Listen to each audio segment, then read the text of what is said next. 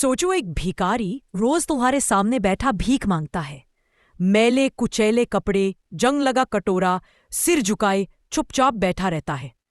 तुम उसे देखकर नजरअंदाज कर देते हो, लेकिन तुम्हें अंदाजा भी नहीं कि वह हर दिन जो पैसे इकट्ठा करता है उससे कुछ ऐसा कर रहा है जो पूरी दुनिया में मिसाल बन जाएगा।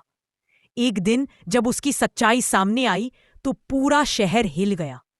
आखिर कौन था वो, और क्यों उसने अपनी पूरी जिंदगी भीख मांगने में लगा दी? तो आखिर सच क्या था? आइए जानते हैं इस भिखारी की अनसुनी कहानी। शहर के सबसे व्यस्त चौराहे पर एक पुराने मंदिर के बाहर फकीरा नाम का एक भिखारी हर सुबह अपनी जगह पर आकर बैठ जाता था। मैले कुचैले कपड़े, बड़ी हुई दाढ़ी, बिखरे बाल और हाथ में एक जंग लगा कटोरा। लोग उसे बस एक आम भिखारी समझकर नजरअंदाज कर देते थे।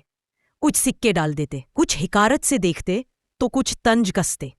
अरे, जब काम करने की उम्र है तो भीख क्यों मांगता है? लेकिन फकीरा चुप रहता। उसने कभी किसी से कुछ नहीं मांगा।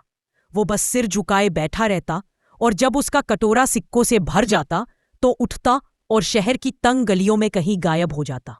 शहर के लोगों को उसकी इस हरकत से कोई फर्क नहीं पड़ता था, लेकिन रघु, जो एक 12 साल का गरीब लड़का था, उसे ये सब अजीब लगा। रघु खुद स्कूल नहीं जा पाता था, इसलिए कचरे में से काम की चीजें इकट्ठा कर बेचता था। एक दिन जब फकीरा सिक्के लेकर उठा तो रघु ने चुपचाप उसका पीछा किया। फकीरा संगपरी गलियों से होकर एक पुराने जर्जर मकान में पहुंचा। रघु ने खिड़की से झांककर अंदर देखा और उसकी आंखें फटी की फटी रह गई। अंदर करीब 60 से 70 बच्चे पढ़ाई कर रहे थे। उनके कपड़े फटे पुराने थे, लेकिन उनके चेहरे पर खुशी थी। उनके पास किताबें, स्लेट और कुछ लकड़ी की कुर्सियां और टेबल रखी थी। फकीरा अंदर गया और अपने कपड़े से सिक्के निकालकर एक बूढ़ी औरत को दे दी। बूढ़ी औरत ने आशीर्वाद देते हुए कहा, भगवान तुम्हारा भला करे फकीरा, तुम्हारी वजह से ये बच्चे पढ़ पा रहे हैं। फकीरा मुस्कुराया और बोला, बस इन्हें पढ़ाते रहो अम्मा, यही मेरे लिए सबसे बड़ा आशीर्वाद है। रघु ये सब देखकर हैरान था। तो ये आदमी भिखारी नहीं है, ये तो अनाथ बच्चों की जिंदगी संवार रहा है। अगले दिन रघु ने हिम्मत करके फकीरा से पूछा, तुम कौन हो और ये सब क्यों कर रहे हो? फकीरा पहले तो चुप रहा, फिर एक लंबी सांस लेकर बोला, मेरा असली नाम रणवीर सिंह है। कभी मैं इस शहर का सबसे बड़ा व्यापारी था। करोड़ों की संपत्ति थी, बड़ी हवेली, गाड़ियां, नौकर चाकर, सब कुछ। रघु हैरान था। तो फिर तुम भीख क्यों मांगते हो? रणवीर की आंखें नम हो गई। एक दिन मेरे लालच और घमंड ने मेरी दुनिया छीन ली। रणवीर ने बताया कि कुछ साल पहले उसने शहर के एक अनाथालय की जमीन जबरदस्ती हड़प कर वहां एक फैक्ट्री बनाई थी। लेकिन उसी रात फैक्ट्री में आग लग गई और दर्जनों अनाथ बच्चे जलकर मर गए। रणवीर ने खूब पैसे कमाए, लेकिन उसकी आत्मा उसे चैन नहीं लेने देती थी। जब भी वह आईने में अपना चेहरा देखता, उसे उन बच्चों की चीखें सुनाई देती। मेरे लालच की वजह से मासूमों की जान गई।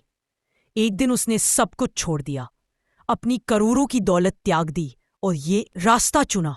अब वह भीख मांगकर उन बच्चों की मदद करता जिनके पास कोई सहारा नहीं था। एक दिन शहर में बाढ़ आ गई, कई घर तबाह हो गए और फकीरा के स्कूल में पानी भर गया।